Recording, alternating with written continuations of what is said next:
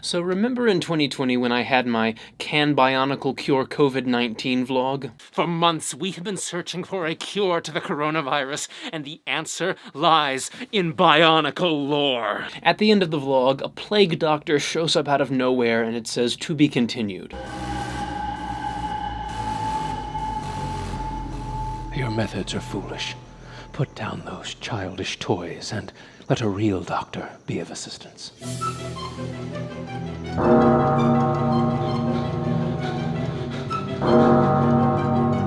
So where was I going with that? Spook! So back in 2020, I was planning a dark comedy web series where a medieval plague doctor comments on current events. And it would turn into a regular thing on this channel, so sometimes you would get a HarkVlog, sometimes you would get a plague doctor diary entry. And the two series would be tonal foils for each other. So HarkVlogs is light and fun, and most of the time it's family friendly, but the plague doctor series would get dark, sometimes morbid, and there would be a lot of political satire. And so the Plague Doctor Diaries would be my way to get into more controversial, more like hot button subject matter than I feel comfortable doing in HarkVlogs. Because, you know, if I were to get political in HarkVlogs, it would just turn into me preaching, and nobody wants to see that. So with the new web series, it would be kind of a fun, more palatable way for me to hit on those things that I'm passionate about, those more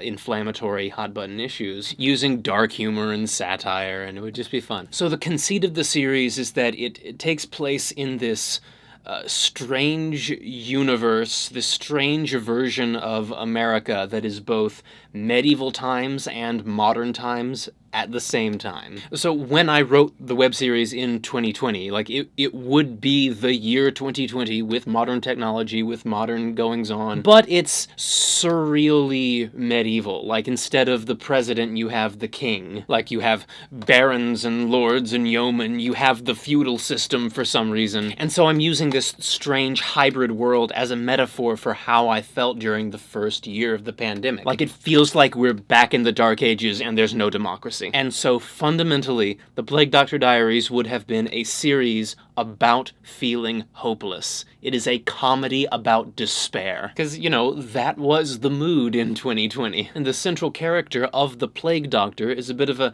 tabula rasa, a blank slate character. He's sad, he's lost, he's melancholy, he's looking for answers, and he doesn't know what to believe. He's trying, as a Plague Doctor, to cure COVID-19, but he just can't. And, of course, the reason he can't is because he's using medical techniques from the Middle Ages that are now outdated. And just about everything about the Plague Doctor's mindset is outdated. Like, his brain is still stuck centuries ago. Like, he only uses male pronouns to refer to all doctors. And so, again, that's where I hoped some of the humor in the series would have been derived from, is that it's the year 2020, but it feels like it's centuries ago.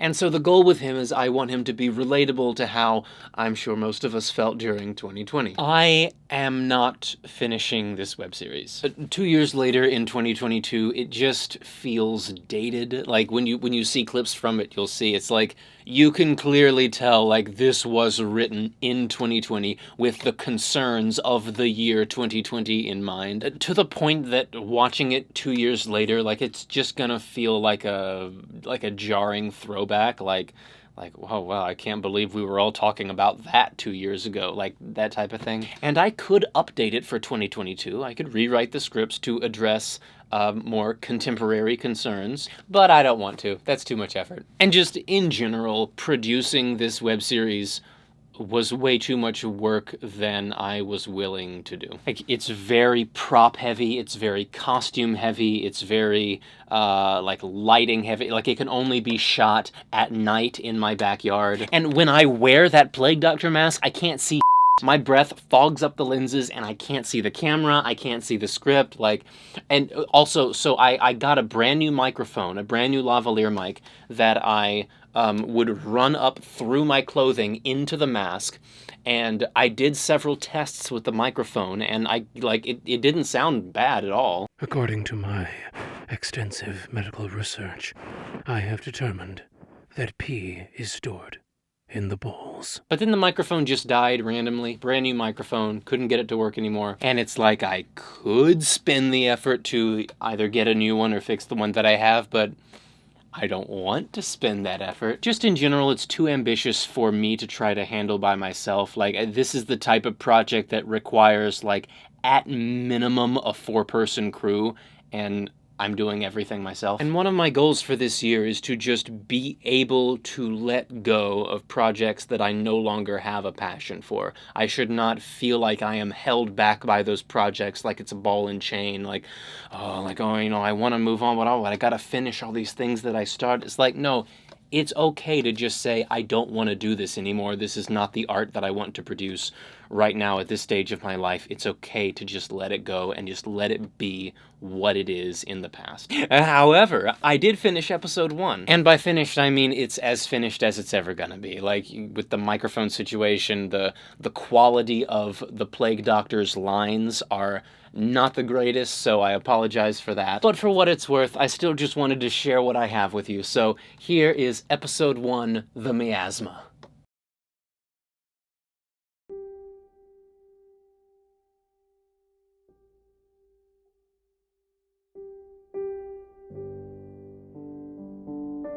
This is the diary of Damien Dole, Plague Doctor.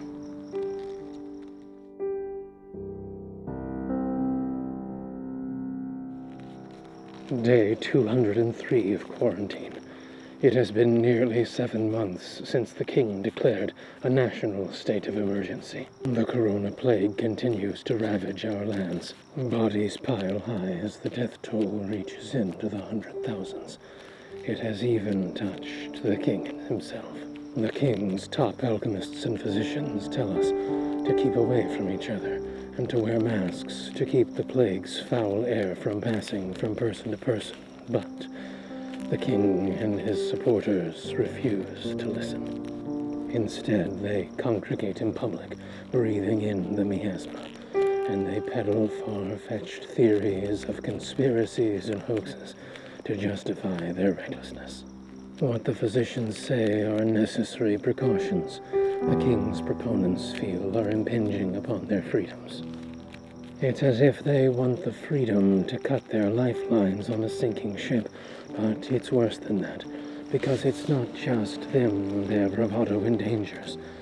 It endangers us all. Life is too short to keep socially distant, they cry. But when we don't, lungs wither, and life gets even shorter. I myself have never had a qualm about keeping distant or wearing a mask.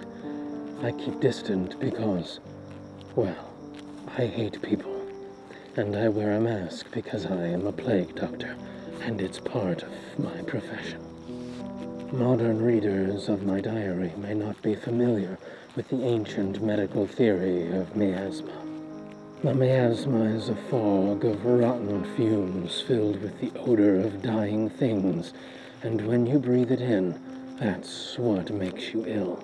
Miasma theory began in ancient Rome, China, and India, and it was adopted by plague doctors such as myself in the Middle Ages who toiled against the Black Death.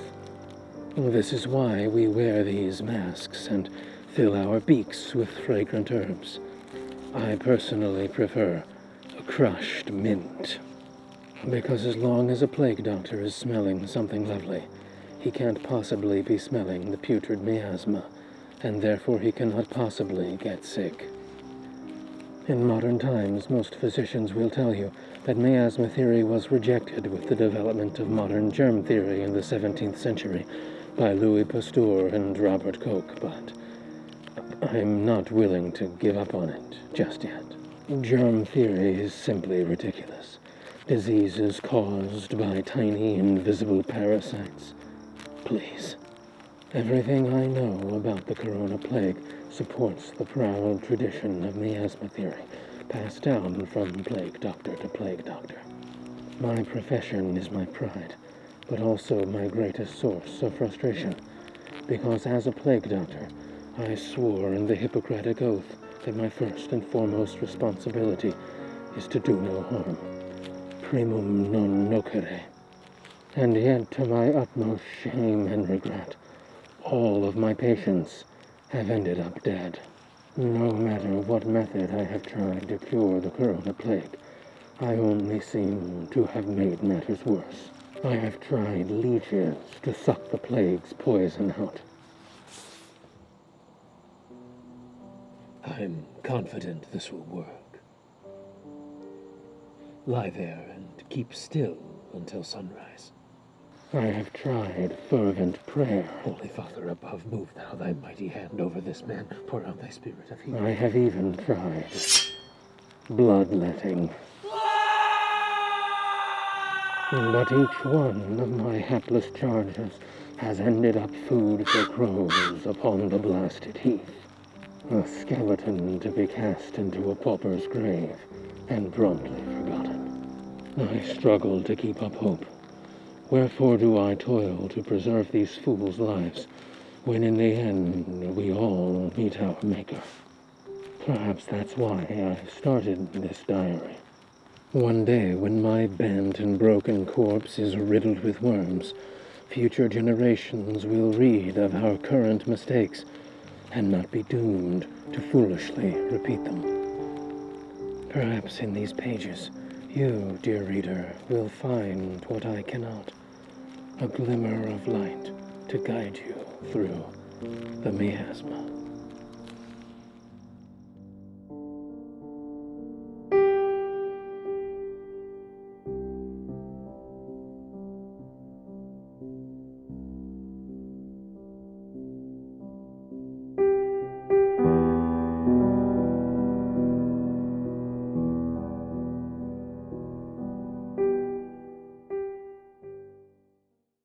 Yeah, so clearly that was written during 2020. That was the intro episode introducing the character of Dr. Dole. The next 4 episodes would be introducing the 4 other major characters in the series. And the purpose of these characters is to represent different points on the political spectrum that I am satirizing. So none of these guys come off in a flattering light. So to start with, there is Baron Whitfield, a rich, smug, pseudo-intellectual. Oh, well, of course. I examine all ideas based on their objective merits, including my own. And in my objective opinion, my ideas are hot shit, if I do say so myself. It's a wonder you're not published.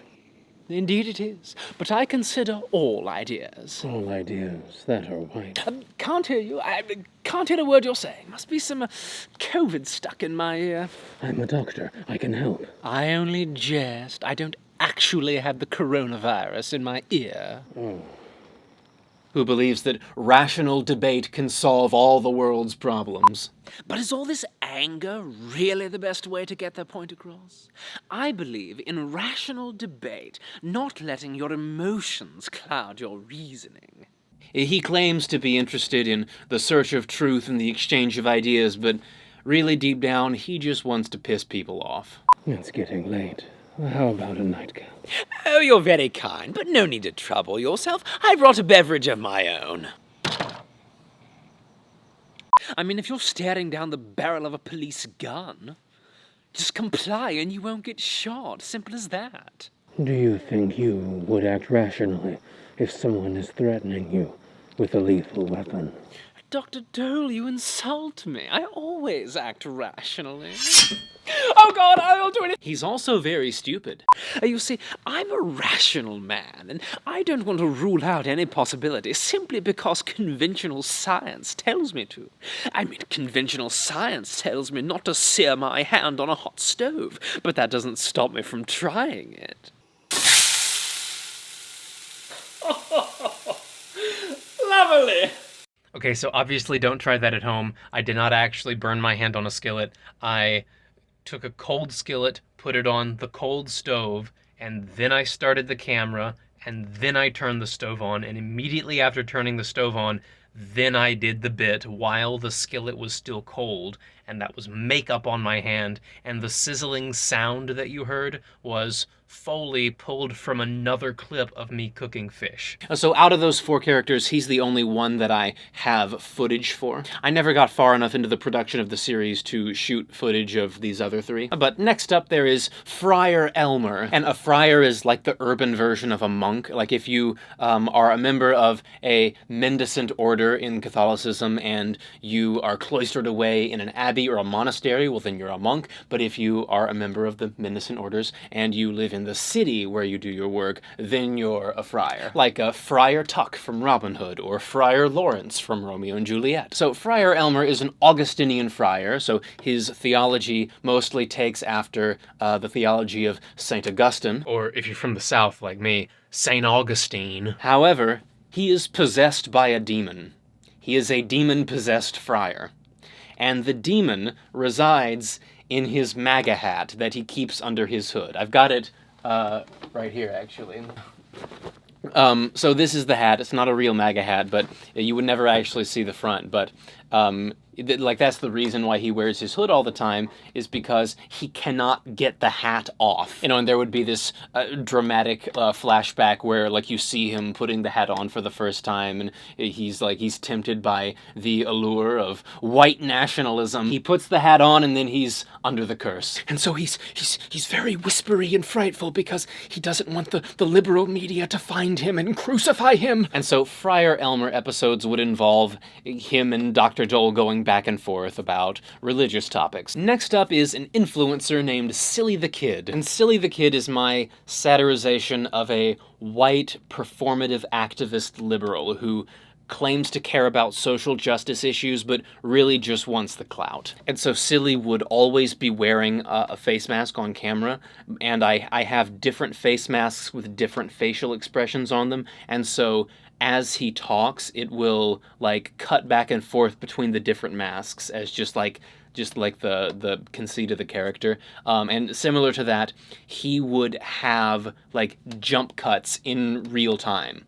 Like a similar, it's like how in Legend of Zelda Majora's Mask, the Happy Mask salesman like inexplicably, like he just pops all around the room as if he's like a vlogger doing jump cuts, and it's supposed to have that like unexplained break with reality. And so in Silly the Kid episodes, whenever the camera is on Dr. Dole, it would be like traditional, straightforward cinematography. It's just like it's a narrative film. But then whenever it cuts to Silly the Kid, suddenly it's a vlog style thing now, and he's just jump cutting all around the screen, which I'm trying to use to suggest that like there is no inner depth to this character that we can see. It's like everything this character does is a front. Cloying, annoying influencer facade. The only thing he lets you see is what is edited for the camera, in other words. And then finally, we have our old friend Skeezums, or in this case, Biohazard Skeezums, who is the incarnation of the miasma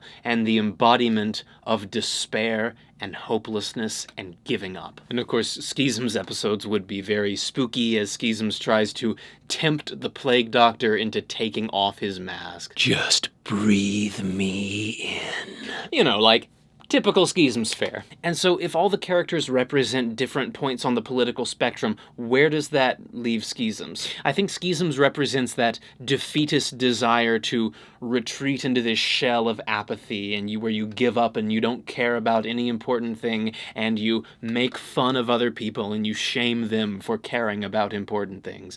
That's Skeezums as a character. In this web series, at least. But throughout every episode, there would be the metaphor of the miasma, which, you know, it's a fun parallel to well, not fun, but it's a parallel to COVID-19 because COVID-19 is an airborne illness, and the miasma is, you know, they thought that it was all in the air. But deeper than that, I'm trying to use the miasma to represent just that fog of hopelessness, that crushing weight of despair, like you don't know what to believe, you don't know where to turn for hope.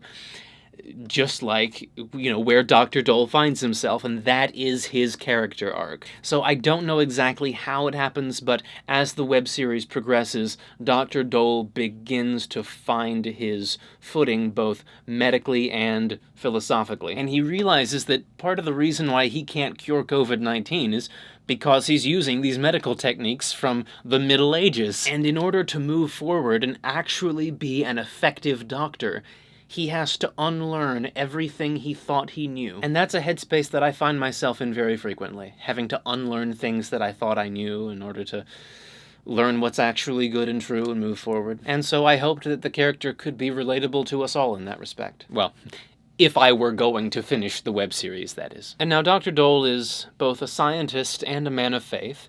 Oh, he's not a very good scientist, but he's both a scientist and a man of faith. And so I think Dr. Dole would be quite taken with the writings of French philosopher and scientist René Descartes. And Descartes was a hugely influential figure in the development of modern science. I want to end this video with my favorite Descartes quote, which I probably would have ended up using in the series. Like, this is something that Dr. Dole would have probably copied down into his diary towards the end. I think it's a good snapshot of where I was ultimately going with Dr. Dole's character arc. So, some years ago, I was struck by how many false things I had believed, and by how doubtful was the structure of beliefs that I had based on them. I realized that if I wanted to establish anything in the sciences that was stable and likely to last, I needed, just once in my life, to demolish everything completely and start again from the foundations. It looked like an enormous task, and I decided to wait until I was old enough to be sure that nothing was to be gained from putting it off any longer. I have now delayed it for so long that I have no excuse for going on planning to do it rather than getting to work. So today I have set all my worries aside and arranged for myself a clear stretch of free time. I am here quite alone, and at last I will devote myself, sincerely and without holding back, to demolishing my opinions. One more thing, here's some behind-the-scenes clips.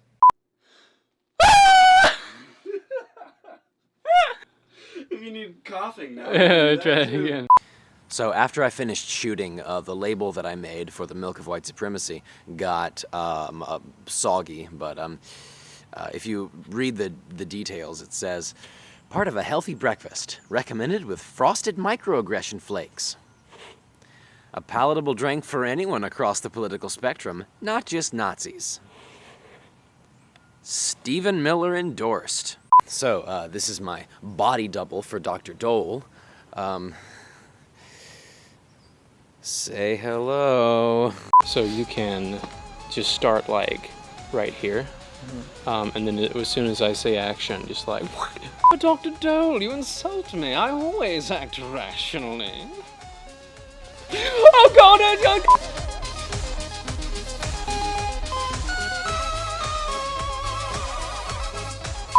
Baron Whitfield's scenes are done. And you know what that means.